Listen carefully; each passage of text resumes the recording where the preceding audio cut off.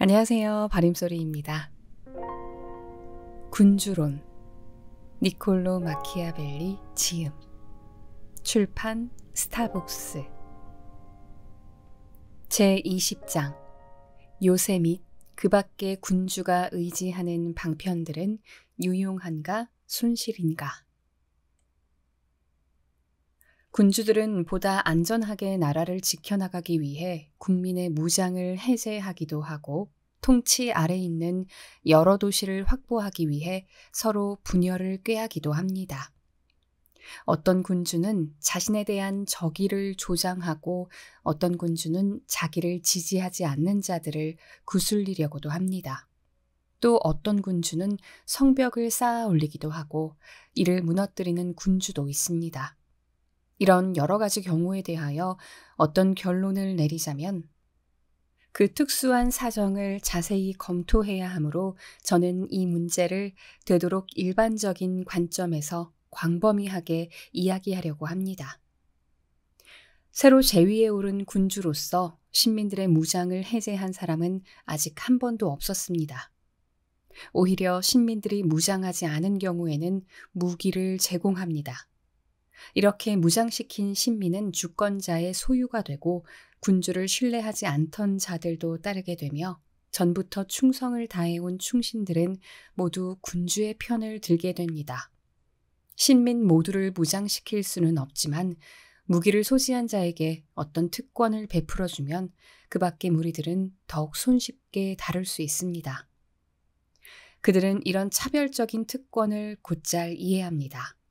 군주의 우대를 받은 자에게는 그렇지 않은 자들보다 훨씬 더 큰 위험이 따르며 책임도 무거우므로 후한 대접을 받는 것이 당연하다는 생각에서 군주의 처사를 양해하게 됩니다.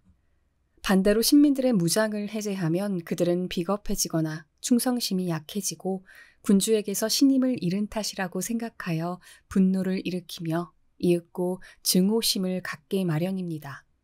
그러면 군주로서는 무력이 없이 나라를 지탱할 수가 없으므로 부득이 용병을 불러들이게 되는데 그 성격에 대해서는 위에서 이미 이야기했습니다. 아무리 훌륭한 용병이라 하더라도 군주의 강적과 반역자들을 무찌르고 군주를 보호하기에는 불충분한 존재입니다. 따라서 새로 제위에 오른 군주는 항시 신민을 무장시켜 군비를 튼튼히 갖추었습니다.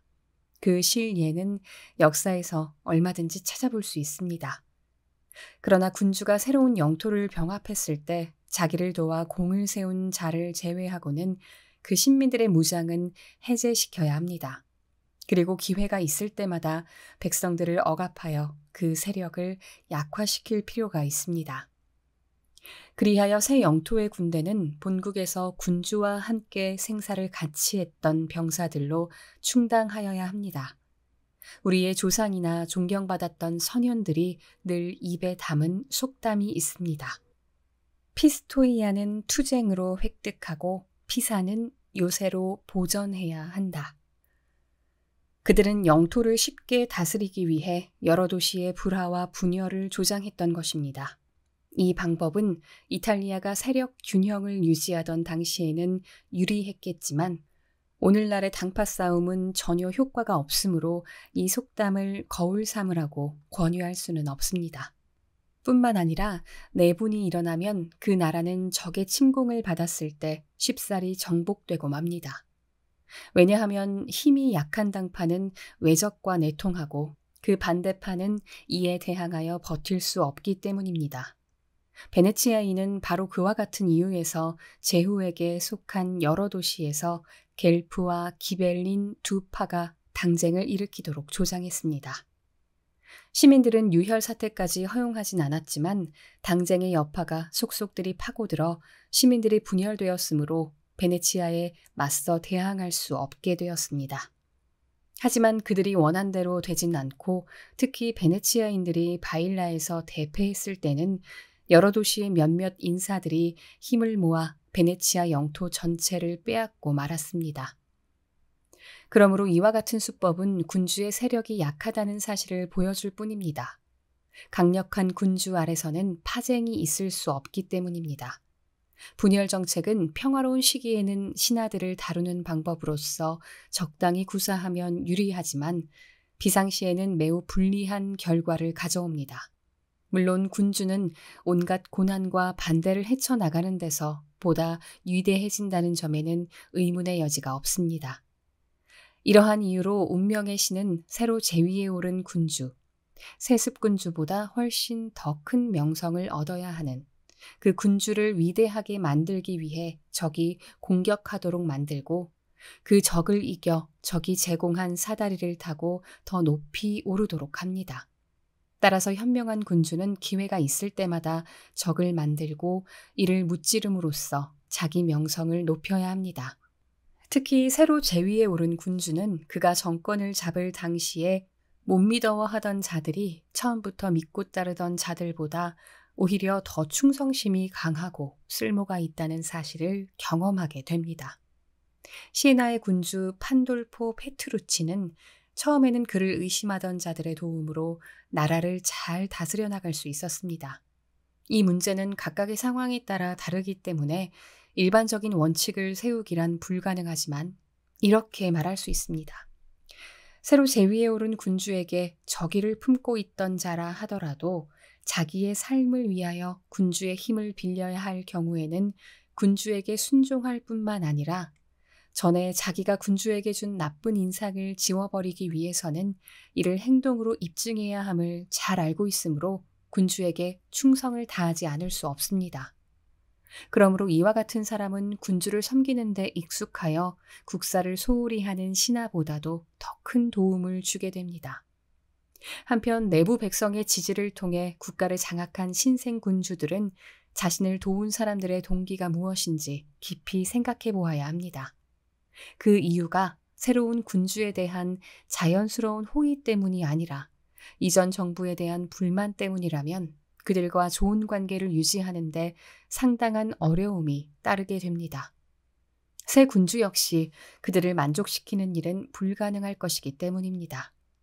고대와 근래의 역사에 따른 사례를 주의 깊게 검토하면 기존 정부에 불만을 갖고 새 군주에게 호의적이었던 사람들보다 기존 정부에 만족하여 새 군주에게 적대적이었던 사람들의 마음을 얻는 일이 훨씬 쉽다는 사실을 알게 될 것입니다.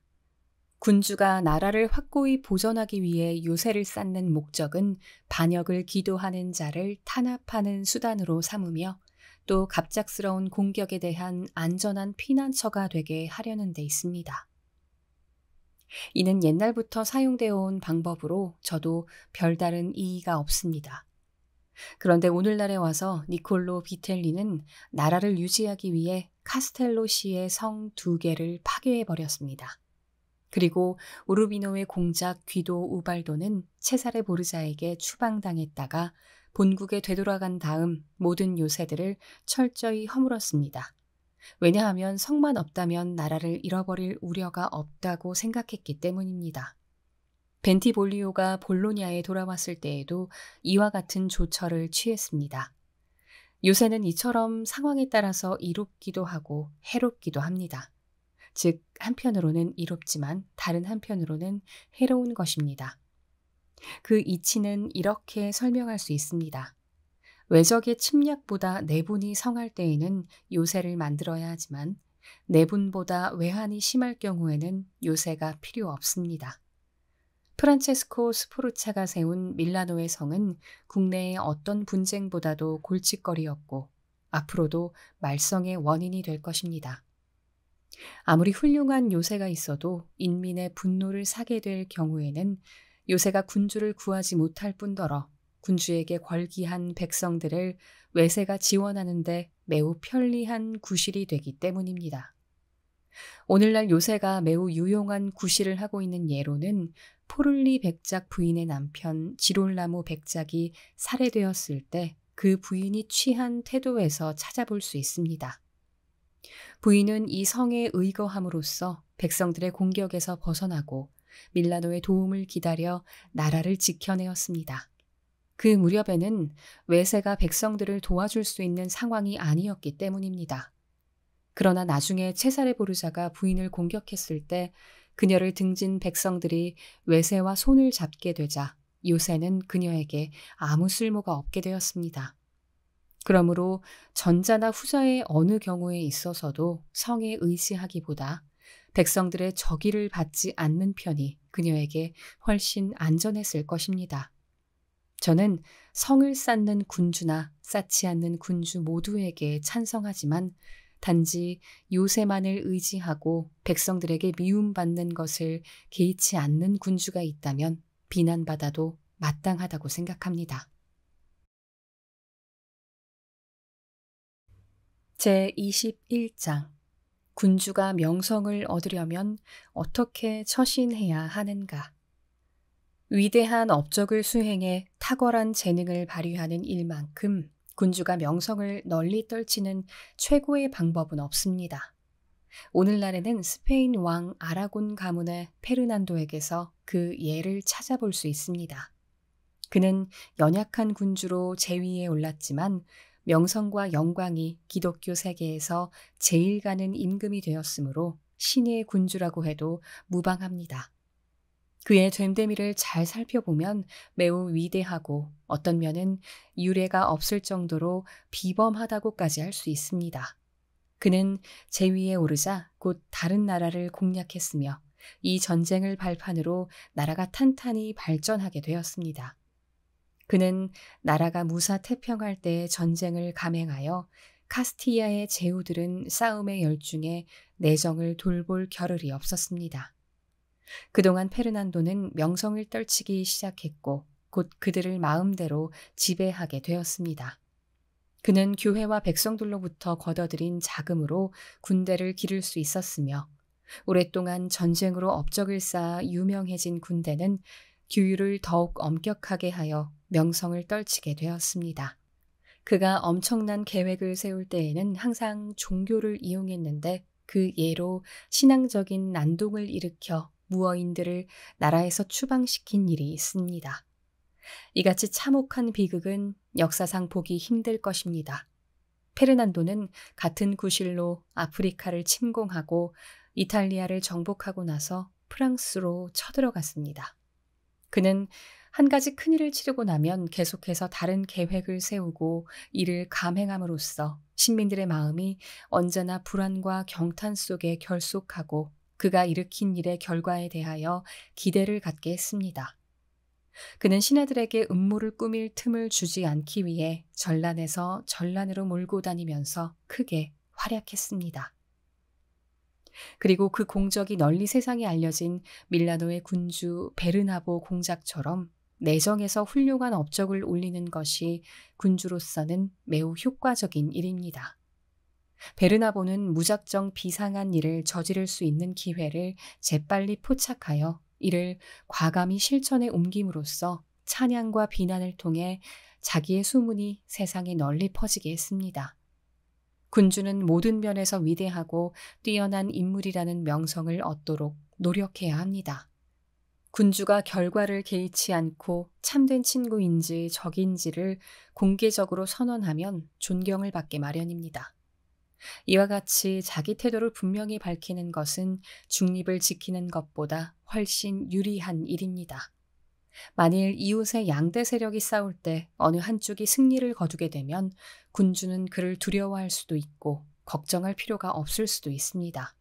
그 어느 경우에 있어서나 군주는 태도를 분명히 해야만 합니다.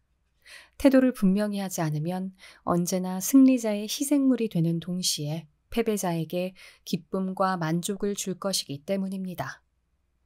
뿐만 아니라 당신은 보호나 원조를 요구할 구실도 없어지고 지지자들도 잃어버리게 됩니다. 승리자는 자기가 어려움에 처했을 때 아무 힘도 되어주지 않은 의심스러운 자를 자기 편으로 삼으려고 하진 않을 테니 말입니다. 그리고 패자의 면에서는 자진해서 무기를 들고 운명을 함께 나누지 않는 상대를 지지할 리가 없습니다. 안티오코스는 아이톨라인의 초청으로 로마인을 몰아내기 위해 그리스에 쳐들어간 적이 있습니다. 그는 전부터 로마인과 가깝게 지내오던 아카이아인들에게 사신을 보내 중립을 지켜주도록 권유했습니다. 한편 로마인들도 아카이아인들에게 무기를 들고 함께 싸워주기를 요청했습니다. 그리하여 아카이아에서는 긴급 회의를 소집하고 이 문제를 논의했는데 이 자리에서 안티오코스의 사신은 중립을 지켜줄 것을 권유했습니다. 그러자 로마군의 사자는 이렇게 말했습니다. 싸움에 중립을 지키는 것이 당신 나라에 유리하다는 말은 옳지 않습니다. 중립을 취한다면 당신들은 감사의 인사 한마디를 들을 수 없고 어떤 명예도 얻지 못한 채 오직 승자의 제물이 되는 게 고작임을 알아야 합니다. 결국 우방이 아닌 군주는 중립을 요구하고 우방은 무기를 들고 싸워줄 것을 요청하는 법입니다. 결단력이 없는 군주는 눈앞에 닥친 재난을 피하기 위해 대체로 중립을 취하지만 대개가 파멸을 면치 못합니다. 그러나 용기를 내어 어느 한쪽에 가담할 것을 분명히 밝히기만 하면 도와준 쪽이 승리하고 강력해져 그들의 처분에 맡겨진다 하더라도 옛날에 진 신세를 생각해서 서로 우호적인 관계가 됩니다. 이런 경우 인간은 남의 은혜를 잃어버릴 정도로 파렴치하지 않으며 더구나 승리했다고 해서 정의를 무시할 수 있을 만큼 완전한 것은 없습니다. 반면에 당신이 지지한 쪽이 패배했을 경우라도 그는 자기를 도와준 군주를 후하게 대접하여 힘이 닿는 데까지 협조를 아끼지 않을 것이며 국력을 회복하고 나면 그 행운을 함께 나누려고 할 것입니다. 두 번째 경우 전쟁 당사국들이 약해서 어느 한쪽이 승리를 거두든 당신에게 두려운 일이 아니라고 해도 어느 한편에 가담하는 편이 훨씬 신중한 일입니다. 이는 당신의 도움으로 한 나라를 멸망시키는 일이므로 현명한 군주라면 반드시 원조할 것입니다. 그 도움이 승리를 거두는데 결정적인 힘이 된 만큼 당신들이 승리한다면 당신의 동맹은 고맙게 생각하며 당신에게 처분을 맡기게 될 것입니다. 그러나 주의해야 할 점은 군주가 어떤 나라를 공격할 때 위에서 말한 부득이한 경우를 제하고는 자진해서 우세한 자와 손을 잡는 일은 삼가야 한다는 것입니다. 왜냐하면 당신의 도움으로 승리를 거두었다고 하더라도 당신은 그의 위력 아래 들어가기 때문입니다. 군주는 되도록 남의 처분에 맡겨지는 일은 최대한 피해야 합니다. 베네치아는 밀라노 공작을 상대하기 위해 프랑스와 힘을 합쳤는데 그들은 자기들을 파멸하는 결과를 가져온 이 동맹을 맺지 않을 수도 있었습니다. 그러나 교황과 스페인이 롬바르디아를 공격하기 위해 군대를 파견했을 때 피렌체의 경우처럼 불가피한 상황에서는 어느 한쪽에 가담해야 합니다. 그렇지만 어떤 정부도 언제나 안전한 길을 선택할 수 있다고 생각해서는 안 됩니다. 한 가지 재난을 피하면 곧이어 다른 재난이 기다리고 있게 마련입니다. 이것이 세상의 이치이므로 차라리 하나에서 10가지 모두 불확실한 것으로 간주하고 마음의 각오를 단단히 해야 합니다. 그렇지만 현명함이란 다양한 위험의 성질을 잘 분별해서 피해가 적은 쪽을 취하는 일입니다. 또한 군주는 공로 있는 자를 아끼고 능력에 따라 승진시키며 자신이 유능하고 훌륭한 사람들을 존중한다는 인상을 주어야 합니다. 이와 함께 국민들을 격려하여 상업이나 농업, 그 밖에 어떤 직업에 종사하든지 마음 놓고 일에 열중할 수 있도록 해야 하며 빼앗길까 두려운 나머지 재물을 감추거나 세금이 무서워 거래를 꺼리는 폐단이 없도록 해야 합니다.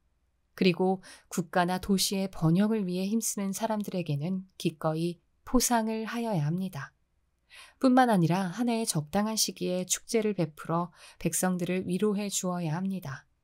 도시는 어디나 조합과 족벌로 나뉘어 있으므로 군주는 이런 집단에 대한 관심을 표명하고 종종 그들의 모임에 참석하여 너그럽고 관대함을 보여야 합니다. 하지만 언제나 군주의 권위를 지키고 어떠한 경우에도 이를 추락시키는 일이 있어서는 안 됩니다. 제22장 군주의 측근 대신들.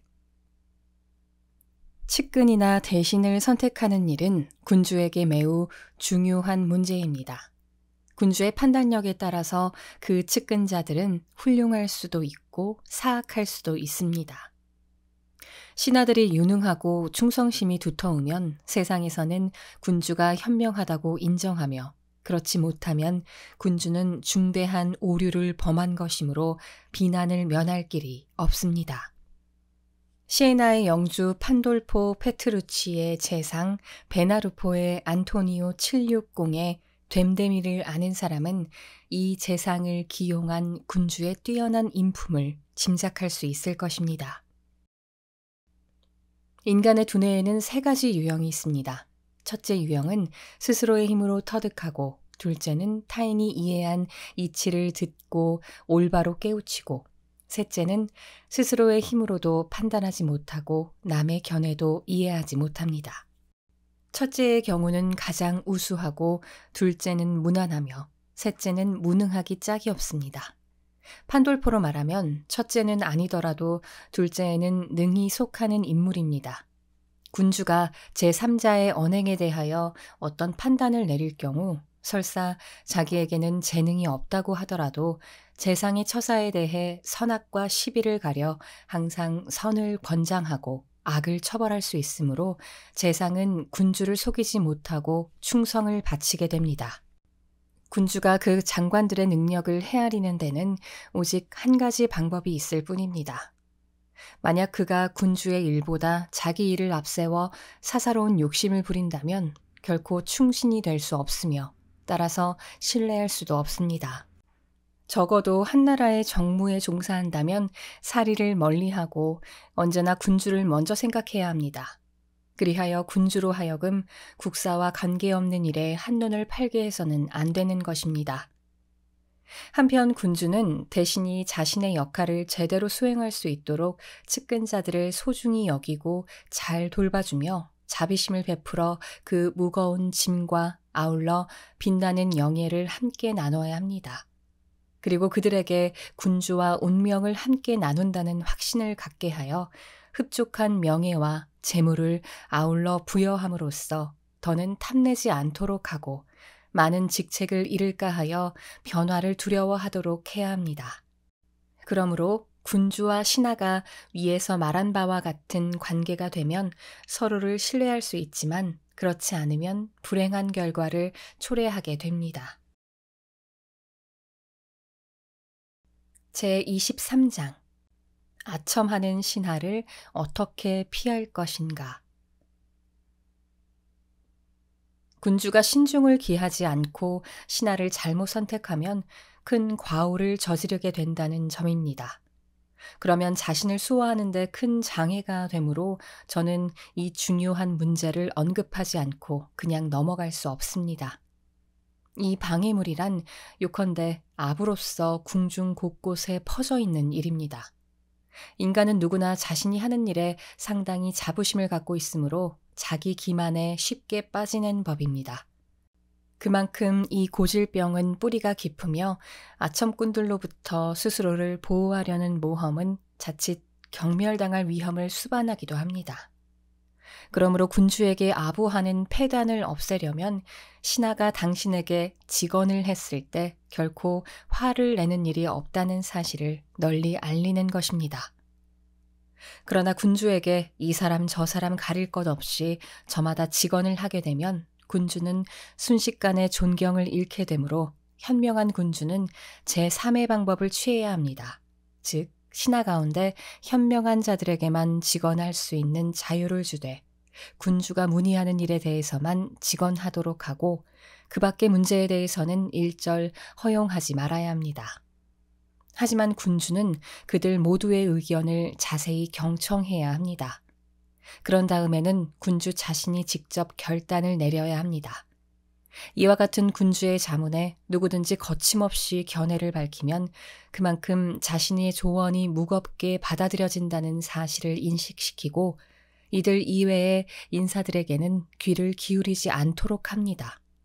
그리고 일단 결정된 일에 대해서는 반드시 실천에 옮겨 군주가 결정한 일은 좀처럼 변경되지 않는다는 점도 주지시켜야 합니다. 이렇게 하지 않으면 신하들의 압으로 자멸의 길을 걷거나 상충하는 의견에 따라 이랬다 저랬다 하여 백성들의 비웃음을 사게 됩니다. 이 점에 대해서 최근에 일어난 실예를 들어보려고 합니다. 지금의 황제 막시밀리안의 신하 루카는 일찍이 황제에 대하여 다음과 같이 말한 적이 있습니다. 그는 무슨 일이든지 남에게 충고를 구하지 않았고 그렇다고 스스로 원하는 대로 결정한 적도 없었습니다. 이런 사태는 제가 앞에서 말한 바와 정반대의 방향을 걸었기 때문입니다. 그는 자기의 계획을 남에게 말하지 않았고 또 남의 의견을 묻는 일도 없었습니다. 그리하여 막상 실천에 옮기려고 할 때 주위 사람들이 이 사실에 이의를 제기하면 자기의 계획을 부랴부랴 보류하고 남의 주장을 받아들였습니다. 그 결과 오늘 결정을 내린 일도 내일이면 취소하기 때문에 그 본래의 의도가 어디 있는지 종잡을 수 없어 언제나 그 결정이 신뢰받지 못하고 맙니다.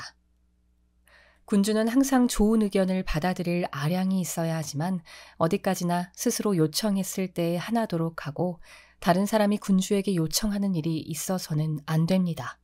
그리고 군주가 요구하지 않았는데도 신하가 멋대로 조언하도록 놔두지 말아야 합니다. 군주는 언제나 묻고 신하들의 의견을 끈기 있게 경청해야 하며 사실대로 직언하지 않는다는 사실을 알게 되면 분노를 표해야 합니다. 어떤 군주가 총명하다는 명성을 얻었다면 그것은 어디까지나 군주의 능력에서 비롯되는 것이 아니라 그를 보필하는 측근자의 훌륭한 조언 때문이라고 생각하는데 이는 잘못입니다. 현명하지 못한 군주는 신하의 훌륭한 조언을 좀처럼 받아들이지 못하리라는 사실은 확실한 법칙이기 때문입니다. 군주가 우연한 동기에 사려 깊은 어느 조언자에게 자기 일을 맡겼을 경우에는 적절한 조언을 구할 수는 있겠지만 이 특별한 예외도 오래가진 못할 것입니다. 얼마 못 가 그 조언자에게 나라를 빼앗기고 말 테니까요. 어리석은 군주가 여러 사람들의 조언을 구하게 되면 각각의 의견이 달라서 매듭을 짓기가 어려울 것입니다. 그렇게 되면 조언자들은 모두 자기 이득을 먼저 취하려고 할 것이며 군주는 이를 바로잡을 수도 없게 될 것입니다. 인간이란 올바른 길을 가도록 어떤 압력을 받지 않으면 군주에 대해서도 언제나 불의를 저지르는 법이며 위와 같은 측근자들도 그 신뢰 중에 하나입니다. 따라서 저는 훌륭한 조언은 어느 누구에게서 나오든 언제나 군주의 판단력에 의존하며 군주의 현명함은 훌륭한 조언에서 비롯되는 것은 아니라는 결론을 내리려 합니다. 제24장 이탈리아의 군주들은 왜 영토를 잃었는가? 위에서 말한 조언들을 신중히 이행해 나가기만 한다면 새로운 군주라 하더라도 세습되어 온 군주처럼 확고히 보일 것이며 세습 군주보다 더 빨리 견고한 기반을 다지게 마련입니다. 신생군주는 세습군주의 행동보다 훨씬 많은 백성들의 주목을 끌기 때문입니다. 따라서 그가 유능한 인물로 인정되기만 하면 오랜 혈통을 지닌 세습군주보다 백성들에게 끼치는 영향력이 더 크기 때문에 그의 유능함이 드러나면 항상 백성들의 지지를 받게 마련입니다. 인간은 대개 지난날의 일보다 눈앞에 닥쳐온 현실에 대하여 깊은 관심을 가지게 되며 현재의 행복을 발견하게 되면 거기에만 열중한 나머지 다른 것은 염두에 두려고 하지 않습니다. 그러므로 군주가 큰 과오를 저지르지 않는 한 백성들은 정성을 다하여 군주를 받들려고 할 것입니다. 새로운 군주가 나라를 세워 이를 강대국으로 발전시키기 위해 선정을 베푸는 동시에 군비를 강화하여 모범을 보여주면 그 영예가 배가 되지만 세습군주가 나라를 잃게 될 때는 반대로 불명예가 배가 됩니다. 오늘날 그 밖의 군주들을 잘 생각해보면 이들은 다음과 같은 결점을 갖고 있었음을 알 수 있었습니다. 첫째로 군사에 대하여 취약했고 둘째로 인민을 적대시하거나 귀족에 대한 대비책을 알지 못했습니다. 만일 이들이 이와 같은 실수를 하지 않았던들 군사력을 유지할 만큼 실력을 갖춘 나라를 잃어버릴 리가 만무합니다. 마케도니아 왕 필리포스는 적국인 로마나 그리스의 군주들보다 별로 나을 바가 없었지만 매우 용감했습니다. 백성들과 곧잘 손을 잡는 한편 귀족들의 환심도 살 줄 알았으므로 오랫동안 싸움을 계속하여 몇 개의 도시는 잃어버렸지만 주권을 보존할 수 있었습니다. 이런 면에서 볼 때 오랫동안 전해오던 주권을 상실한 우리의 군주들은 자기의 불행한 운명을 한탄하기 전에 먼저 자신의 나태함을 탓해야 합니다. 그들은 앞으로 닥쳐올 수도 있는 짓궂은 운명의 변화는 염두에 두지 않았습니다. 그러다 일단 역경이 벌어지면 도망칠 생각에 급급하여 방어할 준비를 하지 않았고 정복자의 학대의 진저리를 느낀 백성들이 때가 되면 자기를 불러주리라고 기대했습니다.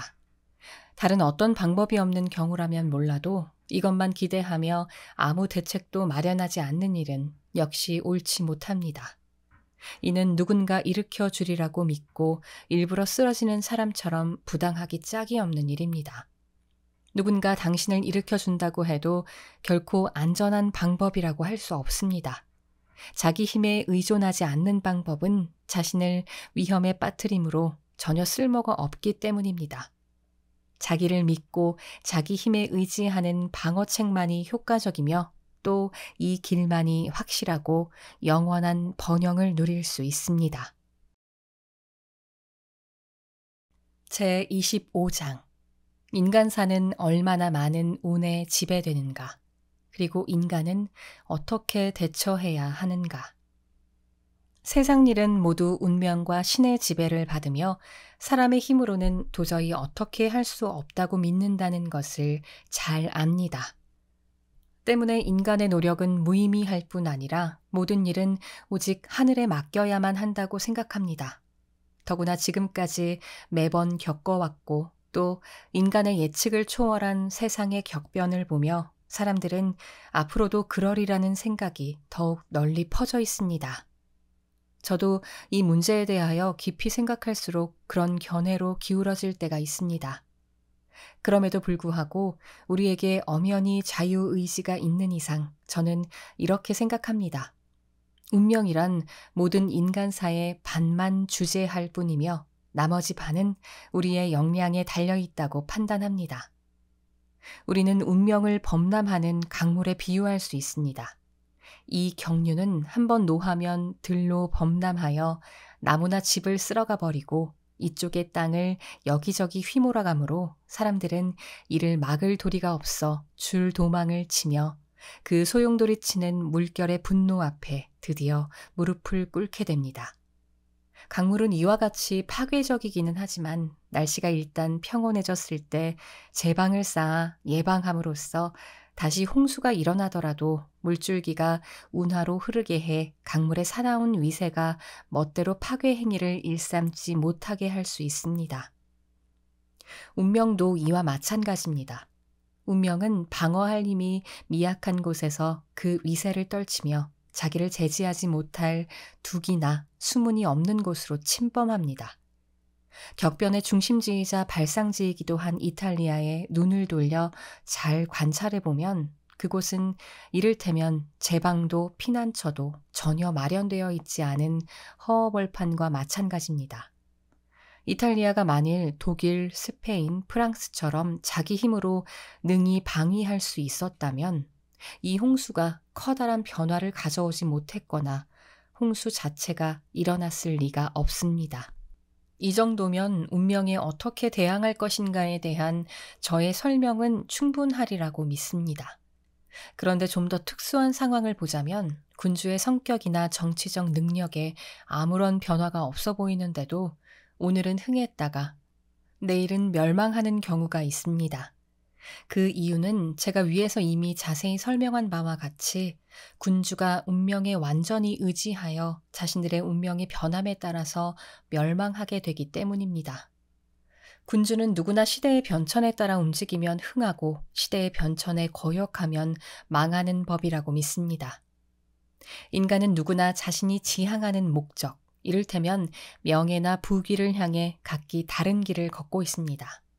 어떤 사람은 용의주도하게, 그리고 어떤 사람은 과감하게, 혹자는 폭력으로, 그리고 혹자는 책략을 발휘하여, 혹자는 인내심을 가지고, 그리고 혹자는 성급하게, 각기 다른 방법으로 목적을 달성하고 있습니다. 또 신중한 두 사람이 있다고 하더라도 한 사람은 성공을 거두고 다른 한 사람은 실패하기도 합니다. 그런가 하면 두 사람이 전혀 다른 방법으로, 다시 말하면 한 사람은 치밀하게 일을 추진하고 한 사람은 성급하게 일을 추진하여 각각 성공을 거두기도 합니다. 이와 같은 일은 그들의 방법이 상황에 맞느냐에 달려 있으며 그로 말미암아 서로 다른 방법을 취하면서 똑같은 성과를 거둘 수도 있고 또한 같은 방법을 취해도 서로 다른 결과를 가져오는 수가 있습니다. 흥망성쇠는 여기에 기인합니다. 군주에게 치밀하고 끈기 있게 일을 처리해 나가고 시대와 환경이 이러한 방법을 요구한다면 그에게는 행운이 닥쳐올 것입니다. 그러나 시대와 환경이 달라졌는데도 이에 순응하지 않는 군주는 낡은 방식으로 일을 처리해 나감으로써 파멸하게 됩니다. 인간은 그만큼 선천적으로 타고난 성격에서 벗어나기 힘들기 때문에 세상에는 시류에 맞게 유연한 사람을 찾기가 어렵습니다. 또한 어떤 길을 꾸준히 걸어감으로써 성공을 거둔 사람은 다른 길을 택하기가 매우 어렵기 때문입니다. 그러므로 치밀한 사람이 그때그때 닥쳐오는 일에 과감히 대처해 나가야 하는 상황이 되면 어떻게 감당해야 할지 몰라 머뭇거리고 그동안의 때를 놓쳐 파멸을 초래하게 됩니다. 하지만 시대와 환경의 변화에 순응해 나가는 사람이라면 운은 바뀌지 않을 것입니다. 교황 율리우스 2세는 무슨 일이나 곧장 처리해버리는 성격이었는데 그의 조처는 모든 일이 시대와 잘 부합했기 때문에 언제나 성공을 거두었습니다. 조반니 벤티볼리오 공이 아직 살아있을 때 교황이 볼로냐를 처음으로 침략한 사건을 살펴보면 그의 수법을 잘 알 수 있습니다. 당시 베네치아인과 스페인 왕은 이 거사를 반대했습니다. 한편 율리우스 교황은 프랑스 왕과 전쟁 계획에 대해 논의하는 중에 그 특유의 맹렬함과 용감함으로 인해 친히 원정에 나서게 되었습니다. 이러한 움직임은 스페인 왕과 베네치아인들이 아무 결정을 하지 못한 채 머뭇거리게 만들었습니다. 스페인은 나폴리 영토를 회복하려는 생각을 갖고 있었고 베네치아는 두려워했기 때문입니다. 교황은 진작부터 프랑스가 베네치아를 억압하기 위해 자기와 손을 잡으려는 기미를 알아차렸고 프랑스 왕은 군대의 파견을 거절하면 베네치아인들을 정복할 때 공연히 교황의 감정을 거스르게 될 것이라고 판단했기 때문입니다. 율리우스는 이와 같은 과단성으로 말미암아 다른 교황들이 온갖 지모를 다 갖고도 할 수 없던 일을 이루고야 말았습니다. 그가 만일 다른 교황들처럼 교섭의 결과를 기다려 모든 준비가 갖춰질 때까지 로마에서 출병을 보류했다면 결코 성공하지 못했을 것입니다. 왜냐하면 프랑스 왕은 출병을 거절할 이런저런 구실을 앞세웠을 것이며 다른 나라들은 교황이 두려워할 이유를 내놓았을 테니 말입니다. 율리우스 교황의 다른 행동에 대해서는 언급하지 않으려 하는데 그의 행동은 앞서 말한 이야기와 거의 비슷하고 대부분 성공을 거두었기 때문입니다. 게다가 그는 오래 살지 못했기에 운명의 변덕을 맛보지 않을 수 있었습니다. 매우 신중을 기해야 할 상황에 처했더라면 교황은 아마도 실패하고 말았을 것입니다. 그는 타고난 천성을 버리고 다르게 행동하지 못했을 테니까요.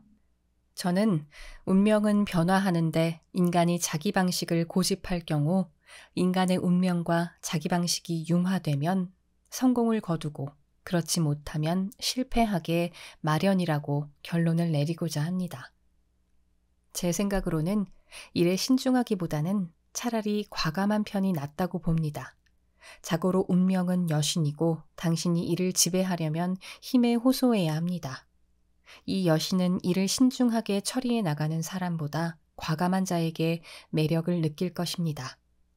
운명은 여성이기에 언제나 젊은이의 편에 끌립니다.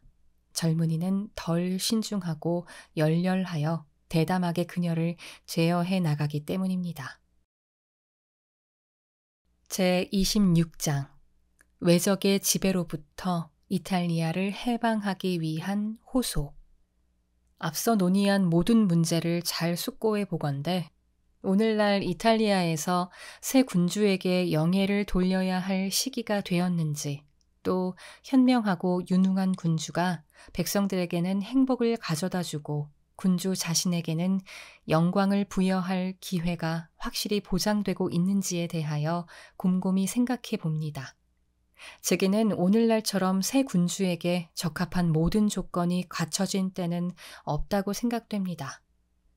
전에도 이야기한 바 있듯이 모세가 위대한 역량을 발휘하기 위해서는 이스라엘 백성들이 이집트에서 노예가 되어야 했으며, 키루스 왕의 위대한 경륜이 드러나기 위해서는 페르시아인들이 메디아의 압박을 받아야 했습니다. 또한 테세우스의 권능을 나타내기 위해서는 아테네 사람들이 여러 갈래로 분열되어 있어야 했습니다. 마찬가지로 오늘날 이탈리아는 극도의 빈궁에 빠져 헤브라이인보다도 더욱 비참한 노예가 되고 페르시아인보다도 더 모진 압박을 받으며 아테네인 이상으로 분열될 필요가 있습니다. 이탈리아인의 출중한 역량을 알기 위해서는 지도자도 질서도 없이 짓밟히고 약탈을 당하며 찢기고 유린당하는 황폐함을 견뎌내야만 하는 것입니다. 최근에 어떤 사람이 신으로부터 이탈리아의 해방을 명령받았다는 한가닥 희망을 보여주었지만, 불행히도 그 위대한 업적이 절정에 이를 무렵 그는 운명의 버림을 받고 말았습니다. 그리하여 이탈리아는 생기를 잃어버렸습니다.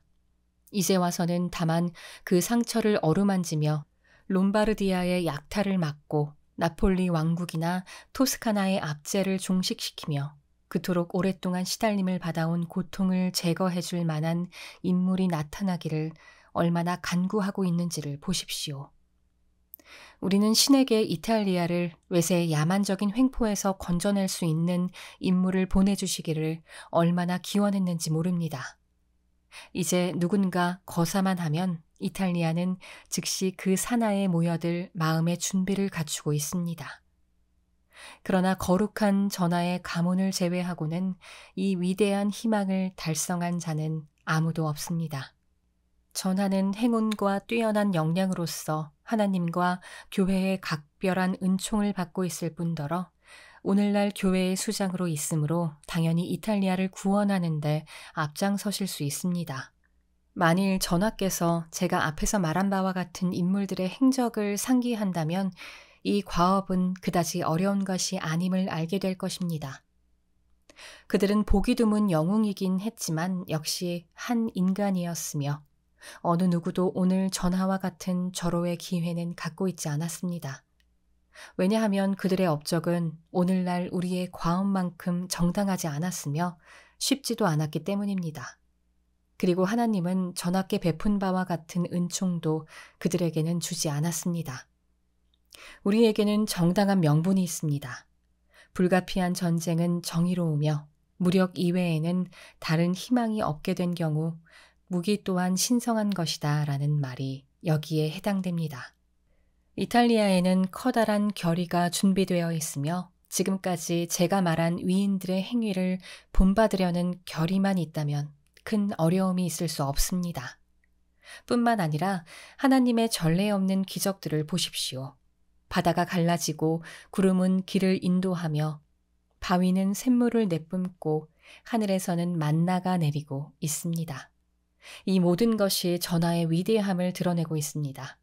이제 남은 것은 오직 전하의 행동뿐입니다. 하나님은 우리의 자유의지를 빼앗거나 우리 몫의 영광을 앗아가길 원치 않으시기에 하나님은 모든 것을 직접 하시지 않습니다. 제가 앞에서 언급한 이탈리아인들이 전하의 가문에서 성취하리라 기대되는 바를 성공하지 못했다거나 이탈리아의 수많은 혁명과 여러 차례의 전쟁으로 군사적 병력이 소멸되었다고 하더라도 놀라운 일은 아닙니다. 낡은 제도가 부당한 데다 새로운 체계를 수립할 방법을 아는 사람이 없기 때문입니다. 새 군주가 되어 새로운 법과 제도를 마련하는 일보다 더 큰 영광이 어디 있겠습니까? 이 제도를 확립해서 위대한 업적을 세울 때 군주는 존경과 찬사를 한 몸에 받게 됩니다. 더구나 이탈리아에는 여러 가지 형태로 모든 조건이 갖춰져 있습니다. 두뇌에 탁월한 역량이 있다면 팔다리에도 그만한 힘이 넘칠 것입니다. 결투와 소규모의 싸움을 보면 힘과 활력과 지능에 있어 이탈리아인을 능가할 민족은 없습니다. 그런데 다만 전쟁에 관한 문제가 되면 이러한 특징이 자취를 감춰버립니다. 그 모든 까닭은 지도자의 약함에서 비롯됩니다. 유능한 자는 상부의 명령에 순종하지 않습니다. 모두들 자기가 제일 잘났다고 생각하지만 이제까지 능력과 행운에 의해 남을 이끌어갈 만한 인물은 없었습니다. 그 결과 과거 20년 동안에 치른 많은 전쟁에서 이탈리아인만으로 구성된 군대가 출전하면 을에 패배했습니다. 타로의 전투가 그러하며 알렉산드리아, 카푸아, 제노바, 바일라, 볼로냐, 메스트리의 전투들이 증명하는 바입니다. 그러므로 만일 전하의 가문이 이탈리아를 구출한 저 위대한 인물들의 뒤를 따르려고 한다면 앞날에 대비해서 군사 기반을 튼튼히 길러야 합니다. 왜냐하면 그보다 충성심이 강하고 진실하고 훌륭한 군대는 없기 때문입니다. 병사 개개인이 용기 있는 군대가 군주의 직접 지휘 아래서 존중과 신임을 받으면 더욱 훌륭한 집단이 됩니다. 이탈리아의 힘으로 외국의 침략을 막으려면 우선 이런 군대가 있어야 합니다. 스위스와 스페인의 보병은 포악하기로 유명하지만 그들에게도 많은 결점이 있었으므로 제3의 보병 형태로 곧잘 대항했을 뿐 아니라 그들보다 더 우세할 수 있었습니다. 스페인군은 기병을 당하지 못하고 스위스군은 자신들처럼 완강하게 싸우는 보병을 두려워하기 때문입니다.